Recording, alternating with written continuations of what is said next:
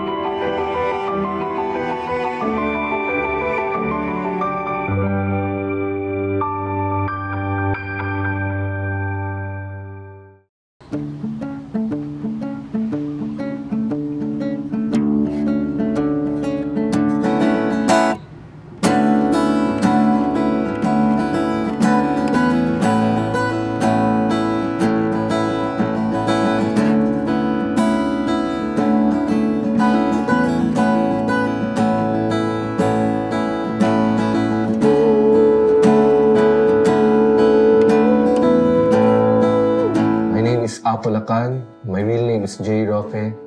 I'm a singer-songwriter, 29 years old, and I create music rooted in folk and space. Ako si Scott, 24 years old, and ako ang bassist ni Apulacan. Before Apulacan, na Jay Roque sa gitna ako ang ginadala, which is my name. So, nag-start ko learn og instrumento, grade 6. Oto, marag gateway po na ako siya para makahalubilo sa laing tao ang music. So, ako tong shy na awkward kid dati. So, gusto na akong maghalubilo sa laing tao na dili maging verbal. So, nag-learn ko music. Tapos, as time goes by, giganahan ako. Pag abot og second year high school, dito na ako nag-start og earn og money through music. So ginapadayan na ako siya up until naadto ko sa underground na scene, bigger stage na. Then fast forward, naadto ko kay Tatot. Dito na ako na explore ang folk na nag-resonate din sa Sakwa. So, now choose na ko ang folk as my main genre. Tapos, karon na build na si Apulacan.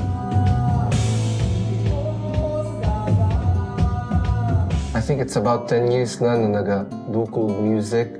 O gina-share na ako sa atong first sa mga bars, cafes, restaurants.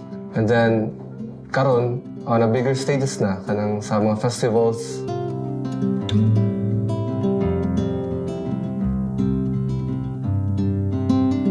Mas gipili na ko na mag-focus sa originals, katong magsulat og mga songs kaysa katong the usual na mga bands diri sa Davao. Kay mas gusto ko mag-focus sa expression. Gusto na ko mag-express sa ako ang mga gibati, unsa ang among nabati ato na journey, mura na mo siya gi-transcribe into music na pag madungog nila, the same pod ilang ma-feel na kung unsa among pag-abot na mo dito sa mga mountains, unsa among na-feel dito, ma-feel pod nila kumbaga.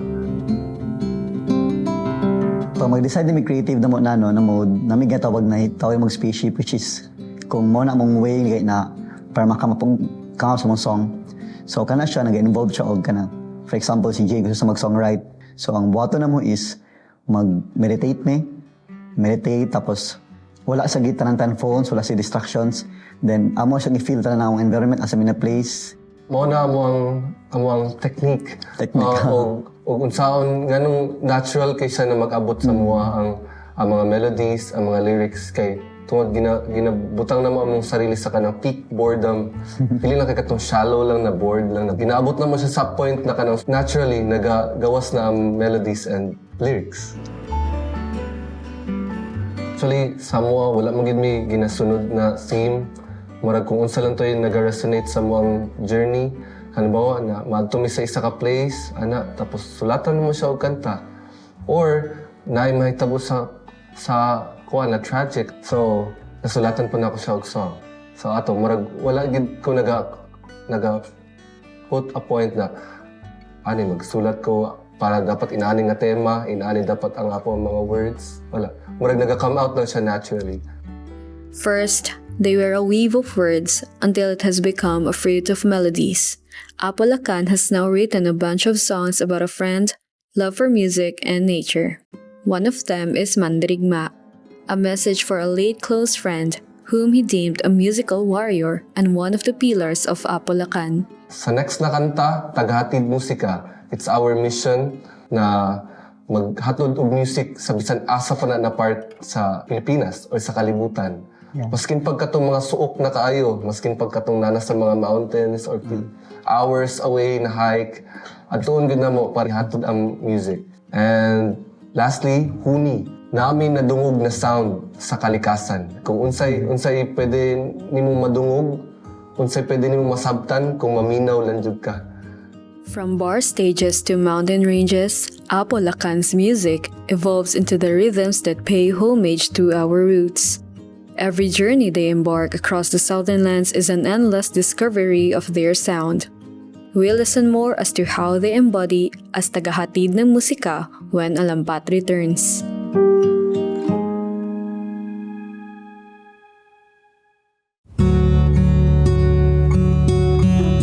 Previously on Alampat, we hear how the name Apo Lacan came to be. From playing according to what pleases the mainstream to finally embracing the identity that held its truest form. But like every other emerging artist, their story isn't as glamorous in the beginning. It took bumpy roads, sweaty hikes, a kind of passion that endures for one goal, to share it with people.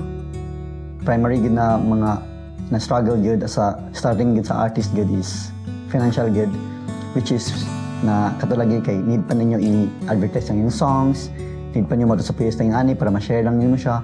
But kato, despite sa kato na problem, nagapaningkamot with me na amo yung siyang ihatod, which is sa pamagi na naga-travel me.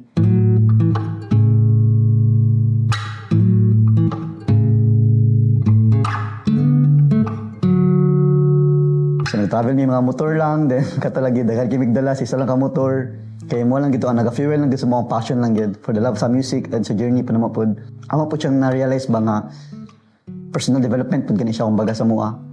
Na lisod kayo mong gipangagian, magano gito siya gano'n sa mong pagkatao ba, sa mong endurance mong sarili, kitong gipangagian to nimo, ana gani. And roots na po siya kumbaga, na dreamy nagsugod, ana gani.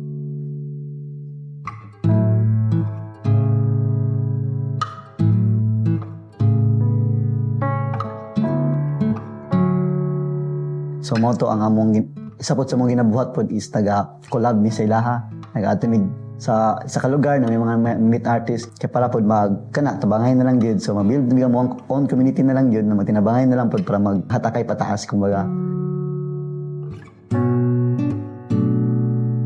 Making the music itself fulfilling na gid kay siya kay.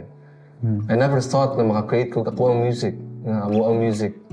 Dili po day siya lalim kumbaga. So the next is kind of pag mag-play na may on stage, tapos makadungog mo yung feedback from it. Kaya. Kay, first, nalingaw gud mi sa creative process pagsulat ato ng mga song. Number 2, pag nahuman ang song, fulfilling kayo ang feeling. Kaya human na gid siya, nani na gid ang tunog. It sounded so good. Tapos, kung unsa to mong na-feel na giganahan mi kay mag-resonate po siya sa ubang tao ug madungog na mo to ng mga comments from other people. Especially no kanang nagasabay-sabay ang mga tao gani wala ganun. Yung nakasabay na sila ana gani. Ganun lami ka sa feeling kumbaga. With every playful strum and gentle thrum, a song reverberates in the air. A story is being told and people gather to listen. Karon na on the process mi na mag-record sa mga songs kay gusto na mo og online presence pod. In long term, gusto na mo mas mag-compile pa o maka-album na mi pohon. Gina-consider po na ako kung sarili po na vessel kani sa kaning mga kanta. Na ako'y chance ka na ihatod na ako sa ubang tao, why not? Ana gani sa unsa kong reason. So, maningkamot yun mi na katob sa asa man galing sa kalibutan, kung na chance na amo gid siyang ihatod. Then sa mga uban artist po is padayon lang yun sa passion nila, silang gusto nila. Ayaw yun kaulaw, ayaw yun kahadlok. Okay. Ang kanta gimo para sa ubang tao. It is meant to be shared gani.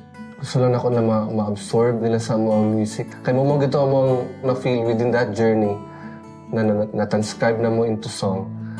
The best songs out there weren't made out of a whim. They were always written with a reason. Theirs mirror a cherished journey all of us had been to or yet to go through. Apulacan is a force of nature in music. Through their songs, people come together to experience its magic, leaving you engrossed after the show, or simply ending up wanting to hear more. Ang pira ikaw. Duduguan kasi ang makakasalamuha. Tabi